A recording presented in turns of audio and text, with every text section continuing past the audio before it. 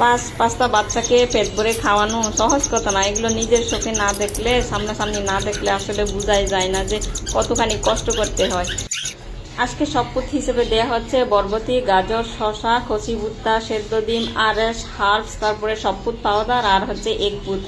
এইগুলো নিয়ে হচ্ছে আজকে এদের শপথটা দেওয়া হচ্ছে। তো শপথ আমি আবার ভিন্নভাবেও দিয়ে দিই, কত মাঝে মাঝে আমি সবজিগুলো আষ্টও দিয়ে দিই আলাদা আলাদা করে, সেভাবেও কিন্তু খেতে এক রকমেরই স্বাদ, আর এভাবে কুচি কুচি করে খেতে দিয়ে কিন্তু আরেক রকমেরই। ওরা দুইভাবে খেয়ে অভ্যস্ত। তো কষি ভুট্টা কিন্তু পাখিদের জন্য খুবই উপকারী, বিশেষ করে ছোট বাচ্চা, এরকম ফিট করানোর বাচ্চা থাকলে কষি ভুট্টাটা অনেক পছন্দ করে, যা পুরা ভিডিও দেখলে আপনারা বুঝতে পারবেন যে এরা কতখানি যে কচি ভুট্টাটা পছন্দ করে খায়। এখন শপথটা নিয়ম করে 2 বেলা দেয়া হচ্ছে, আর 1 বেলা হচ্ছে ভেজানো ছোলা।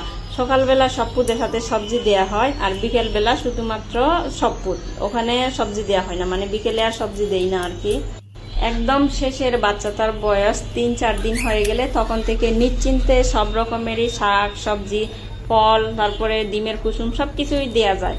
আমি শুধুমাত্র প্রথম বেবি ফোটার শুরু থেকে শেষ বাচ্চাটার বয়স 2-3 দিন হওয়ার আগ পর্যন্ত সব রকমেরই শপথ দিই, শুধুমাত্র শাকসবজি দেওয়াটা একটু অ্যাভয়েড করি। এইভাবে লালন পালন করতেছি আর কি। কখন কিভাবে কি খাওয়াচ্ছি সবকিছুই কিন্তু আমি শেয়ার করতেছি সাথে সাথে।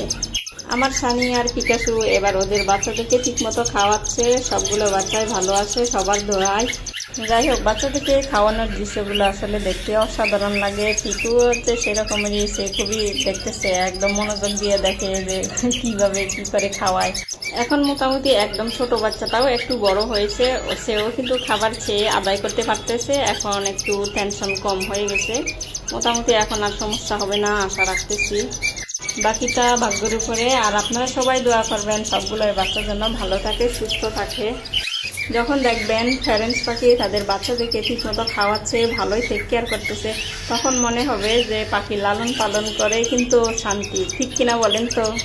একটা সমস্যা দেখা দিলে তখন আর কিন্তু মাথা কাজ করে না। যেমন গত ব্যাচে 1 নম্বর বাচ্চাটাকে সানি বাসায় রাখতে পারে না। এই যে দেখেন, এই যে কচি ভুট্টাটা কতখানি খেয়ে ফেলেছে, দেখে নিশ্চয়ই বুঝতে পারছেন যে ওরা কতখানি পছন্দ করে। এই পাশে মোটামুটি খাওয়া শেষ, এখন হচ্ছে ওই পাশে বাকি রয়েছে, ওই পাশেরটা হচ্ছে দেওয়া হচ্ছে।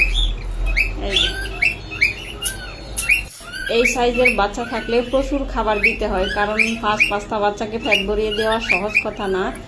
এই জন্য চেঞ্জ করে করে খাবার দিতে হয়। একই খাবার কিন্তু সারা দিনভর ফেলে রাখলে কিন্তু ওটা খায় না। এই জন্য চেষ্টা করতে হয় কিছুক্ষণ পর পর, অন্তত ঘন্টা 2-1 পর পরই চেঞ্জ করে করে কিছু না কিছু হচ্ছে দেওয়া, তারপরে ওরা